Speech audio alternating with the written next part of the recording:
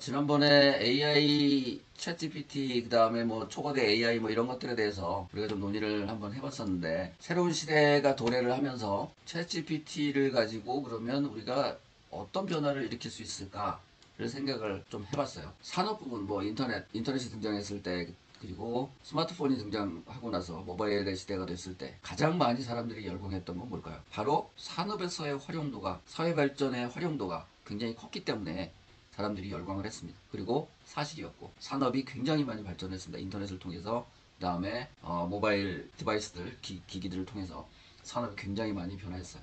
산업이 발전하면서 변화하고 발전하면서 경제 시스템도 변화하고 발전했습니다. 그런데 그 이면에 다른 생각을 한 친구들이 있죠. 어딜까요? 러시아입니다. 90년대 중반에 인터넷이 일반에게 공개된 시점과 동시에 러시아는 무슨 생각을 했냐면, 다른 국가들은 이걸 산업에 어떻게 적용하면 산업 발전을 견인할 수 있지?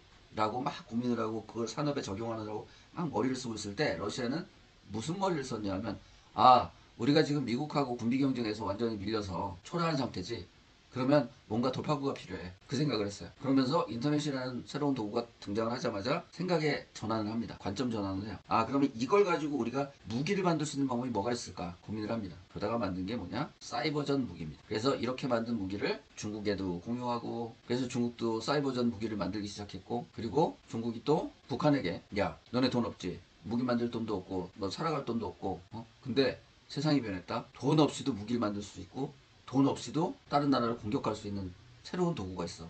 너네 한번 얘기 들어볼래? 그래가지고 중국이 북한에게 전수를 해줍니다. 사이버전 무기. 그게 90년대 말이에요. 그러니까 불과 인터넷이 등장하고 몇 년 지나지 않은 시점에 북한이 사이버전 무기를 갖기 시작했습니다. 정찰총국 산하의 121국이라는 사이버전 전담 부대를 만들고, 거기서 사이버전에 관련된 기술들을, 노하우들을 계속 학습을 했어요. 다른 나라는 인터넷을 가지고 산업에 어떻게 활용할까를 고민할 때 러시아, 중국, 북한, 거기다가 플러스 이란까지 이걸 가지고 무기를 어떻게 만들 수 있을까를 고민했다는 거죠. 그래서 결국은 어떻게 됐습니까? 지금 전 세계에서 가장 강력한 사이버전 무기를 가진 나라 하면 러시아, 중국이 북한에게 전수를 해줬는데, 지금 현 시점에서 보면 북한이 러시아를 능가하는 사이버전 대국으로 변화됐습니다. 새로운 기술이 나왔을 때 그 기술을 산업 현장에서 활용하는 거 물론 좋죠. 우리 일상생활에 적용해서 무언가를 도움을 얻는 거 좋습니다. 그와 동시에 이제는 민간과 군의 과학기술의 격차, 칸막이가 없어진 시대가 됐어요. 인터넷이 등장하면서부터. 그래서 지금 시점에 무슨 생각을 해야 될까요? 우리 대한민국 같은 경우 새로운 도구가, 새로운 기술이 등장을 하면 그 새로운 기술을 산업발전에 적용할 수 있는 쪽으로도 생각을 하고, 동시에 이거를 무기체계에 어떻게 하면 적용할 수 있을지 또 동시에 생각을 해야 되는 시대가 됐습니다. 우리가 그거를 하지 못해서 지금 북한과 비대칭 상황, 군사 무기 체계의 비대칭 상황이 극심하게 벌어지고 있죠. 근데 대부분의 사람들이 생각할 때, 북한과의 비대칭 상황은 핵무기 때문이야 라고 생각하는데, 아닙니다. 물론 그것도 맞아요. 그런데 그보다 더 심각한 거, 바로 사이버전 무기입니다. 사이버전 무기와 사이버 전사들의 격차가, 대한민국과 북한 간의 격차가 엄청나게 벌어져 있습니다. 이 얘기를 왜 드리느냐? 지금 우리가 챗 GPT라는 친구가 등장을 했어요. AI가 등장을 했습니다. 초거대 AI라고 얘기하는, 자연어 기반의 생성형 AI라고도 얘기를 하고, 초거대 AI라고도 얘기를 하는데, 이 새로운 기술이 등장을 했습니다. 이 AI가 세상 미래를 바꿀 것이다 라고 굉장히 많은 사람들이 얘기를 하고 있어요. 새로운 기술입니다. 그러면 러시아, 중국, 북한, 얘네들은 지금 무슨 생각을 할까요? 이 AI를 가지고, 우리가 인터넷 때처럼 AI를 가지고 뭔가 무기를 만들 수 있는 시대가 됐구나. 이걸 가지고 무기를 어떻게 만들까를 고민을 하고 있습니다. 근데 우리는 안 하고 있어요. 그냥 AI, 생성형 AI가 뭐 이런 것도 해주고 저런 것도 해주고 뭐 이런데, 그래서 그거에만 지금 몰입돼 있습니다. 이럴 때가 아니에요. 산업에 적용하려고 머리를 쓰는 것도 동시에 해야 되지만, 그와 동시에 이 챗 GPT 초거대 AI라는, 생성형 AI라는 이 친구를 가지고 우리가 북한을 압도할 수 있는, 전 세계의 다른 적대 국가들을 압도할 수 있는 어떤 새로운 무기를 만드는 쪽으로 머리를 써야 됩니다. 그죠? ICT를 기반으로 한 무기 체계가 미래의 세상을, 미래의 전쟁터를 바꾼다고 계속 얘기를 하고 있는데, 그거에 대한 생각을 조금 더 심도 깊게 해야 될 시점이 바로 지금이다. 왜? 지금 나와서 활성화되고 있는 기술이기 때문에 그렇습니다. 챗GPT를 군사 분야에 적용하는 사례 몇 가지 우리가 논의를 한번 해볼까요? 우크라이나하고 러시아하고 지금 전쟁을 꽤 오래 했습니다. 몇 년간 지금 전쟁을 하고 있는데, 러시아가 우크라이나를 침공하면서. 그런데 사람들이 생각할 때 러시아가 우크라이나를 지상군을 투입해서 공격했구나, 미사일을 발사하고 있구나, 뭐 이렇게들 알고 있어요. 사실입니다. 그런데 그 전에, 그 전쟁이 일어나기 전, 꽤 오래 전부터 러시아가 우크라이나를 대상으로 뭐를 했냐면 사이버전 공격을, 지속적으로 사이버전 공격을 했습니다. 그리고 러시아가 우크라이나를 상대로 사이버전 공격을 하면서 최초로, 전 세계 최초로 AI 기반 악성 코드를 통해서 해커의 개입 없이 정해진 시간에 정해진 공격을 진행할 수 있는 사이버 공격을 진행했습니다. 앞으로는 챗GPT로 생성된 악성 코드가 실전에서 널리 활용되는 시대가 곧 도래할 겁니다. 곧이 아니고 지금 아마 어쩌면 지금 이제 이미 하고 있을 수도 있습니다. 러시아 같은 경우, 중국, 북한 같은 경우. 그리고 지금 이스라엘하고 하마스하고 전쟁을 하고 있습니다. 그죠? 근데 여기서도 우리가 생각해 봐야 될 게 뭐냐면, 하마스가 우리가 이스라엘한테 이런 피해를 당했어, 뭐 아이들이 지금 많이 죽었어, 뭐 이러면서 SNS를 통해서 사진을 막 공개를 하고 있어요. 그죠? 근데 전부 다 가짜입니다. 사진 이미지 생성 AI를 통해서 가짜 이미지를 막 만들었어요. 뭐 어떻게 보면 사이버 심리전이죠, 이게. 가짜 피해 사진을 만들고 생성해서 막 유포를, SNS를 통해서 막 유포를 합니다. 그러니까 심리전 전략에 하마스가 적극적으로 활용을 하고 있죠. 그런데 한 가지는 알고 둘은 몰랐던 거예요. 사람들이 이런 가짜 사진을 막 만들어서 SNS를 통해서 막 퍼뜨리면 사람들이 막 하마스 편을 들면서 이스라엘을 성토할 줄 알았는데, 알고 보니 너무 정확한 거죠. 기술을 너무 맹신했던 거예요. 하마스가 멍청하게. 그래서 사람들이 더 분노하고 더 화가 나서 지금 하마스를 성토하는 이유가 됐습니다. 컴퓨터, PC, 인터넷, 스마트폰, 그리고 AI로 이어지는 이 기술 발달의 패턴을 보면 이 기술들을 바탕으로 해서 무기를 어떻게 만들 수 있는지 그려집니다. 그림. 그래서 우리가 지금 새로운 기술에 대해서 적들이 이걸 가지고 어떤 무기를 만들 것인지, 그 다음에 우리는 그거를 어떻게 대응할 건지, 그리고 우리도 그거에 대응할 수 있는 공격 무기, 방어 무기를 어떻게 만들 건지를 생각을 합니다. 컴퓨터, PC, 인터넷, 스마트폰이 만들어지고 확산하던 시점의 공통점은 뭘까요? 당연히 생활의 편리함입니다. 산업 발전, 새로운 경제 패러다임으로의 전환, 또 하나 무기로의 변화. 이 마지막 거, 무기로의 변화가 굉장히 큰 의미를 가집니다. 현재 AI, 더 정확하게 생성형 초거대 AI가 등장을 했습니다. 이것도 마찬가지예요. 등장과 활용, 분명 이전에 컴퓨터, PC, 인터넷, 스마트폰과 같은 어떤 패턴에 따라서 발전의 속도가 진행이 됩니다. 근데 이런 변화 패러다임을 가지고 있는데 계속 우리가 뒷북을 쳤다는 거예요. 북한 같은 집단도 인터넷을 기반으로 해서 사이버 무기 만들어서 지금 전 세계 미국과 어깨를 나란히 하며 사이버전 측면에서는 러시아를 능가하는 그런 수준의 사이버 전사들을 키워냈는데, 전 세계 탑 티어에 속하는 사이버 전사가 7,000명, 7,500명. 지금 나온 데이터로만. 탑 티어라는 거는 블랙 해커 중에, 해커는 블랙 해커와 화이트 해커가 있습니다. 그런데 블랙 해커가 나쁜 짓을 해킹을 하고 누군가에 해를 끼치는 나쁜 놈들이죠. 블랙 해커, 그리고 그걸 막아내는 게 화이트 해커인데, 이 블랙 해커 중에서 등급이 나눠져 있습니다. 그런데 이 블랙 해커 중에서 가장 뛰어난 기술을 보유하고 있는 탑 티어에 속하는 그 정도의 능력을 가진 애들이 지금 북한에 7,500명 이상이 있다는 거예요. 그리고 한 3,000에서 4,000명 정도가 따로 모여서 작업을 하고 있는데, 걔들은 뭐를 하고 있냐? 바로 사이버전 공격 무기를 만드는, 악성 코드를 만드는, 프로그래밍을 하는 그런 그룹이 만들어져 있다는 거예요. 우리나라에도 사이버전에 대응할 수 있는 사이버 사령부가 있습니다. 그런데 사이버 사령부에 있는 인원하고 북한의 정찰총국 산하의 121국 그 사이버전을 전담하는 파티에 있는 애들하고 수준 차이부터 시작해서 인원수의 차이가 엄청납니다. 지금. 이게 비대칭 상황 정도가 아니고 거의 뭐 걔네들한테 지금 완전히 먹히는 그런 수준이에요. 뉴스에 나온 거 보니까 국방과학연구소 ADD, 그 다음에 카이다 국방연구원, 그 다음에 무기 만드는 어떤 그런 여러 가지 업체들, 이런 데가 전부 다 해킹을 당해가지고 난리가 났다고 이제 신문에 났는데, 이미 예전부터 청와대를 비롯해 전 국가의 대한민국 안에 있는 모든 기관들이 속된 말로 다 털렸습니다. 북한 애들한테. 그런데 북한 애들한테 다 털렸음에도 불구하고 딱 두 그룹이 존재해요. 털린 걸 아는 그룹과 털렸는데 털린지도 모르는 그룹. 이 두 그룹으로 나눠집니다.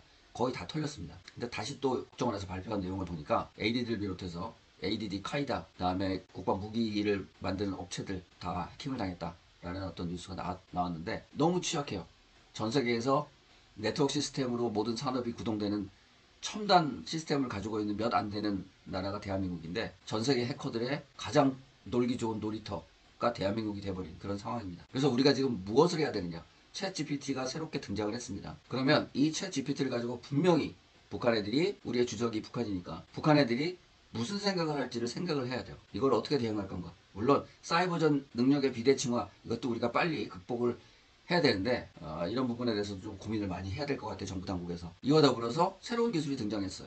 새로운 기술이 등장했을 때 그러면 이 새로운 기술을 가지고 북한 애들이 뭔 짓을 할 건지를 우리가 곰곰이 잘 또 생각을 해야 된다는 거죠. 그래서 챗GPT를 가지고 챗GPT가 무기체계나 군 작전 수행이나 군 운용이나 이런데 어떻게 활용될 수 있는지 간단하게 이제 정리를 제가 좀 해보면, 첫 번째가 정보를 확보하고 분석하고 그 다음에 운용하는 속도의 어떤 증가를 통해서 공격의 방어와 공격할 시점에서의 어떤 의사결정을 효율적으로 할 수가 있다라는 겁니다. 그러니까 챗GPT는 현장에 있는 병사들에게 빠르고 정확한 어떤 정보를 분석을 해서 정보를 제공하고 특정 업무나 절차를 자동화하고 그 다음에 실시간으로 데이터를 분석해서 제공해서 결정적으로 의사결정 프로세스를 향상하는 데 사용할 수가 있습니다. 그런데 군에서 챗GPT를 사용하는 것은 각 조직 그리고 국가의 특정 요구사항이 또 따로 있겠죠. 그래서 그런 요구사항과 어떤 규정 이런 거에서 차이가 좀 발생할 수 있지만 결론적으로는 앞에서 말씀드린 대로 정보의 확보, 분석, 운용, 그 다음에 최종적으로 의사결정에 활용하는 그 시스템에 적극 활용할 수 있다. 그러니까 시간을 굉장히 줄일 수 있다는 거예요. 그리고 또 하나, 두 번째가 실시간 상황 보고에 도움을 제공할 수 있습니다. 챗GPT는 상대하는 적의 움직임, 기상 조건, 그 다음에 기타 관련 정보에 대한 어떤 업데이트를 포함해서 실시간 상황 보고를 생성하는데 굉장히 큰 도움을 제공할 수 있습니다. 챗GPT 혼자만은 그게 어려울 수 있지만 거기에 플러그인이라는 다른 기술을 적용해서 플러스 시켜가지고 그걸 활용하게 되면 그 능력 자체가 배가 되는 정도가 아니라 엄청난 효과의 증대를 기대할 수 있기 때문에 그렇습니다. 이거는 군사 조직이 변화하는 상황에 신속하게 대응하는데 굉장히 챗GPT가 유용하게 활용될 수 있다는 겁니다. 그리고 또 하나, 하마스와 이스라엘의 전쟁에 일어났던 그런 것처럼 심리전을 효율적으로 할 수 있는 그런 역할을 또 수행합니다. 챗GPT가 적의 심리를 교란시키거나 흔들 수 있는 어떤 문구를 생성하는 어떤 그런 것부터 시작해가지고 여러 가지 사진을 생성한다거나 하마스가 했던 것처럼 근데 보다 정교하게 할 수가 있는 그런 겁니다. 그리고 이제 또 하나가 언어 번역 기능을 활용할 수 있습니다. 챗GPT를 통해서. 챗GPT가 언어 번역 기능에 굉장히 특화되어 있는데, 그러니까 군인들이 다른 언어를 사용하는 상황에서 효과적으로 의사소통하는 데 도움을 제공할 수가 있겠죠. 그 다음 또 어떤 분야에 사용할 수 있냐. 북한하고 우리하고 지금 비대칭 상황, 사이버전의 비대칭 상황이 엄청난 차이를 보이고 있다고 제가 말씀을 드렸는데, 그 상황에서 사이버전에 챗GPT가 적극적으로 활용될 가능성이 농후합니다. 사이버전에 활용할 악성 코드를 예전에는 아까 말씀드린 대로 121국 북한의 정찰총국 산하의 121국 내에 해킹을 전담하는 해커 그룹이 7,500명 이상이 지금 존재하고 있고 탑티어에 속하는 애들이, 그리고 악성 코드 프로그래밍을 하는 애들이 지금 3,500에서 4,000명 정도 있다고 말씀드렸죠. 근데 걔네들이 굉장히 오랫동안 심혈을 기울여서 프로그래밍을 해서 악성 코드를 만듭니다. 그런데 챗GPT라는 이 새로운 친구가 등장을 함으로써 이 프로그래밍의 역할을 하는 이 친구들의 일을 정말 획기적으로 줄여줄 수가 있다는 거예요. 그러니까 사이버전에 활용할 악성 코드 프로그래밍 작업을 굉장히 빠른 시간 내에 정확하게 만들어낼 수 있는 그런 시대가 됐다는 겁니다. 그럼 그것도 반대로 사이버전을 대비해서 보안 프로그램을 만드는데, 보안 프로그램을 생성하는데도 챗GPT를 굉장히 적극적으로 활용할 수가 있습니다. 그리고 또 하나, 군에서 가장 많이 하는 게 또 뭘까요? 적을 대상으로 도감청입니다. 도감청을 했는데 그 도감청한 내용이 굉장히 방대하고 많다 보니까 그걸 다 일일이 사람이 이제까지는 다 저기 하고 어떤 프로그램을 통해서 이제 저걸 했었는데, 챗GPT라는 새로운 도구 AI를 통해서 도감청한 내용을 취합하고 분석하는데 굉장히 효율적으로 활용할 수가 있는 그런 시대가 됐다는 겁니다. 그리고 정찰한 내용을 그 대상을 식별하고 분류하는 데도 챗GPT를 적극 활용할 수가 있다. 예를 들어 우리가 위성으로 북한 전 지역의 어떤 특정 지역들을 쭉 이제 계속 감시를 할 텐데, 그 감시한 데이터들이 예전에는 굉장히 시간이 많이 걸렸습니다. 그걸 식별하고 분류하는 데 있어서. 그런데 챗GPT라는 새로운 AI, 생성형 AI, 초거대 AI를 통해서 이 작업이 굉장히 빨리 이루어질 수가 있다는 거죠. 그러니까 챗GPT는 모양이나 크기나 움직임 패턴 같은 특성을 기반으로 해서 대상을 식별하고 분류를 할 수 있습니다. 그래서 이걸 하기 위해서 데이터를 훈련을 시키면 위성에서 북한 전역을 촬영한 그 데이터를 굉장히 사람보다 훨씬 빨리 분류하고 식별하는데 활용할 수가 있다는 거예요. 그러니까 이러한 훈련을 통해서 얻어진 정보는 또 뭐에다가 활용할 수 있을까요? 새로운 무기를 만드는, 새로운 무기 시스템의 표적 결정을 알리는데, 무기 시스템의 표적을 결정하는데 굉장히 큰 도움을 줍니다. 챗GPT를 또 어디다 활용할 수 있을까요? 군에서. 군의 무기체계 운영과 개발 프로세스 효율화를 꾀할 수 있습니다. 그러니까 이걸 통해서 우리가 잠재적인 위협을 식별하고 평가하는 데도 활용할 수가 있습니다. 이게 무슨 얘기냐면 군 무기체계의 각각의 무기들마다 센서들을 이제 부착을 하겠죠. 지금도 활용을 하고 있는데 ICT 기술을 적용해서 센서들 이제 그 센서들이 쭉 장착이 되어 있는데 이걸 통해서 군 무기체계 수명 주기부터 현재 상태를 실시간으로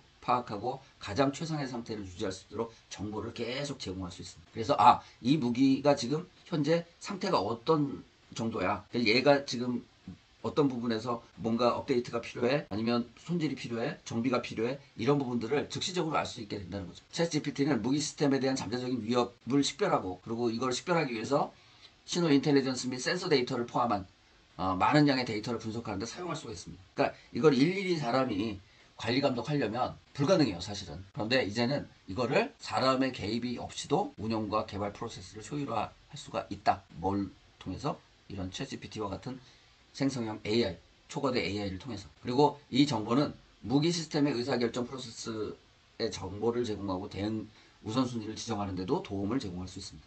우리가 작전을 수행할 때, 다면적인 어떤 작전을 수행을 할 때 특정한 위협 세력이 지금 어딘가 등장을 했다. 그러면 그 위협 세력을 대응하고 무력화시키는데 어떤 무기체계가 어떻게 작용을 해야 되는지, 이런 부분을 순식간에 정리해서 의사결정을 할 수 있게 해줄 수 있다는 겁니다. 또 하나는 다양하고 빠르게 변화하는 상황에 대해서 시뮬레이션을 통해서 예측이 가능해졌다는 거죠. 그래서 챗GPT는 군사 조직이 뭐 자연재해 혹은 군사작전과 같은 다양한 시나리오가 있는데, 그거에 대비해서 어떤 대응과 작전이 필요한지에 대한 도움이 되는 시나리오 아니면 시뮬레이션, 이런 것들을 생성해서 군사 계획을 수립하는 의사결정자에게 제공해서 이걸 통해서 보다 효율적인 작전을 수행할 수 있게 도움을 제공할 수 있다는 겁니다. 그리고 또 하나가 유용한 애플리케이션이나 타 분야의 AI를 플러그인의 방식으로 활용해서 군에서 사용하는 특정한 챗 GPT, 초거대 AI, 꼭 챗 GPT가 아니어도 됩니다. 초거대 생성형 초거대 AI를 군에서 활용할 수 있게끔 딱 특화된 어떤 그 프로그래밍을 해서 그 기능을 배가시킬 수 있는 그런 역할도 수행할 수가 있습니다. 그래서 우리 군에 맞는 생성형 AI를 만드는 게 시급한 급선무입니다. 북한 애들, 러시아 애들, 중국 애들 분명히 지금 이거 하고 있을 거라는 거죠. 그런데 우리가 지금 또 인터넷 때처럼 또 뒷북을 치고 이거의 중요성을 깨닫지 못하면 핵과 사이버전, 거기다가 초거대 AI를 이용한 무기체계까지 비대칭 구조가 더 늘어날 수 있는 그런 상황이라는 겁니다. 그래서 우리 군에 맞는 생성형 AI를 개발하는 게 가장 급선무입니다.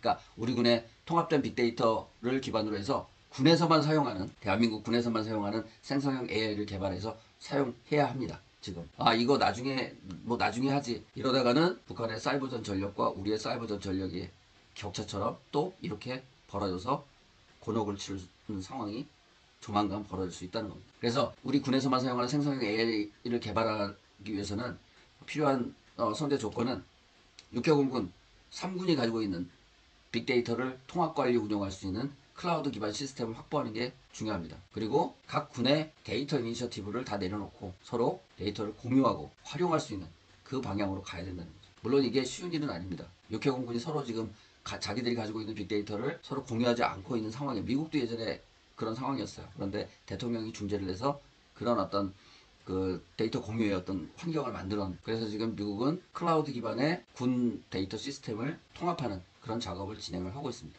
우리도 그게 필요합니다. 그리고 챗GPT 같은 초거대 생성형 AI는 그 용도에 따라서 차별화된 형태로 이제 개발을 할 수가 있습니다. 프로그램이니까. 그래서 학습 데이터의 정확성과 유용성 같은 경우는 학습 데이터의 품질과 관련성에 따라서 달라질 수 있는데, 이런 문제에 대해서 신중하게 이제 고려를 하는 것도 중요합니다. 그러니까 기존에 군에서 가지고 있는 데이터들을 군에서 사용하는 생성형 AI를 만들어서 거기다가 학습을, 딥러닝을 시킬 때 보다 정확한 데이터가 들어가서 정확한 결정을 내릴 수, 의사결정을 내릴 수 있는 결과물을 뽑을 수 있도록 고려를 해야 된다는 거죠. 그래서 학습 데이터, 그 군에서만 사용할 수 있는 생성형 AI를 만든 상황에서 학습하는 데이터, 그 AI가 학습하는 데이터의 편향성 문제까지, 그 다음에 오류의 문제까지 신중하게 고려해서 접근을 해야 된다. 그렇지 않으면 문제가 생길 수 있다. 근데 그런 문제가 생기는 것도 물론 충분히 고려하고 조심을 해야 되지만, 무엇보다 중요한 건 지금 새로운 기술이 나왔을 때, 다시 한번 강조합니다. 새로운 기술이 나왔을 때 이 기술을 가지고 산업에서 생산성을 향상시키는데 어떻게 활용할지를 고민하는 그 순간에, 또 다른 측면에서는 이 새로운 기술을 가지고 군사 무기 체계를 어떻게 변화시킬 수 있는지를 같이 심도 깊게 고려하는 자세가 필요하다는 거죠. 왜? 인터넷이 등장을 했을 때 북한 애들은 관점의 전환, 러시아, 중국, 북한 애들은 관점의 전환을 통해서 정말 강력한 무기를 만들었습니다. 사이버 무기를. 그런데 우리는 그걸 놓쳤어요. 충분히 따라잡을 수 있습니다. 짧은 시간 내에. 그런데 아직 하고 있지 않아요. 정말 안타깝습니다. 그런데 새로운 기술이 나왔어요. 초거대 AI, 생성형 AI라는 새로운 기술이 등장했습니다. 이 기술이 등장했는데 이 기술도 인터넷 때처럼 그렇게 유야무야 넘어갔다가는 북한과의 비대칭 상황이 더 가중될 수 있다는 것 꼭 고려를 해서 정부 당국과 군에서 심도 깊은 연구와 작업을 빠른 시간 내에 진행하는 게 중요합니다. 오늘은 여기까지 말씀드리겠습니다. 감사합니다.